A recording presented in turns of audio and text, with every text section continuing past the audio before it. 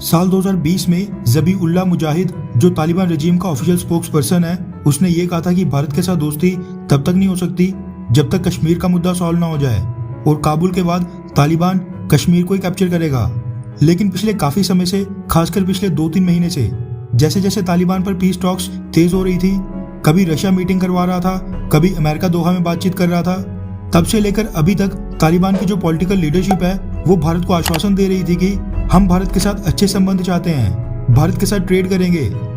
भारत ने जो अफगानिस्तान में इन्वेस्टमेंट की है, जो अफगानिस्तान में आज की डेट में भारत के प्रोजेक्ट्स हैं, उनको कोई भी नुकसान नहीं पहुंचाएंगे और ना ही किसी को पहुंचाने देंगे। साथ में तालिबान के स्पोक्स पर्सन सुहेल शाहीन ने कश्मीर को लेकर यह तक बोल दिया कि कश्मीर से हमारा कोई भी लेना देना नहीं है, वो भारत और पाकिस्तान का इंटरनल और बायलैटरल मामला है। इसी के साथ तालिबान की तरफ से कुछ इस तरह की स्टेटमेंट भी सामने आई जिनमें वो कह रहा था कि भारत के साथ तालिबान रजीम के संबंध पाकिस्तान तय नहीं करेगा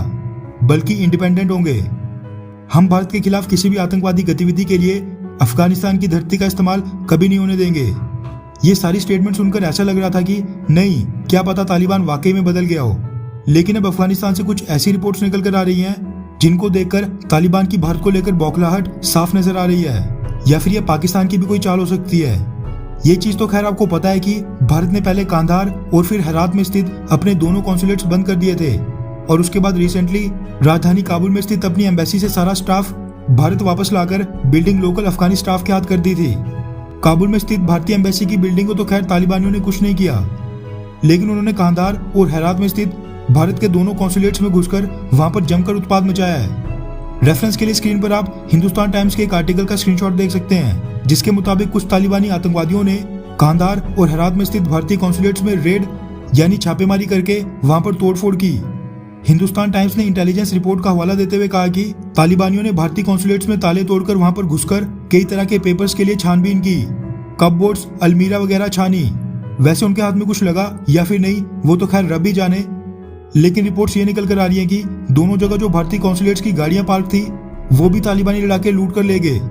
जलालाबाद वाले कॉन्सुलेट के बारे में तो खैर अभी तक कुछ पता नहीं चला है, लेकिन रिपोर्ट्स ये निकल कर आ रही हैं कि तालिबानी लड़ाके अब डोर टू डोर जाकर अफगानिस्तान सिक्योरिटी फोर्सेस के जवानों को ढूंढ रहे हैं जो कभी उनके खिलाफ कार्रवाई करते थे। मगर जहां तक मेरा मानना है, ये वाली हरकत तालिबान ने कभी नहीं की होगी, कॉन्सुलेट्स में तोड़फोड़ करना, एम्बेसीज में घुसना, क्योंकि आज की डेट में तालिबान को पूरे वर्ल्ड की रिकॉग्निशन चाहिए, उसको बाकी कंट्रीज के साथ ट्रेड करना है, इकोनॉमिक बेनिफिट्स लेने हैं। ऐसे में तालिबान ऐसी हरकतें कभी नहीं करेगा। ये वाली हरकत जरूर पाकिस्तान द्वारा समर्थित तालिबानी फ्रैक्शंस नहीं की होगी, जिनको पाकिस्तान सरकार या फिर ISI का सपोर्ट होगा, जो भारतीय कॉन्सुलेट्स के अंदर क्या पेपर पड़े हैं वो जानने के लिए उत्सुक होंगे। क्योंकि तालिबानी लीडरशिप को आज की डेट में अच्छे से पता चल गया है कि अगर वो ऐसी हरकतें करेगा तो फिर दुनिया के बाकी देश लेजिटिमेट गवर्नमेंट के रूप में उसको मान्यता कभी नहीं देंगे।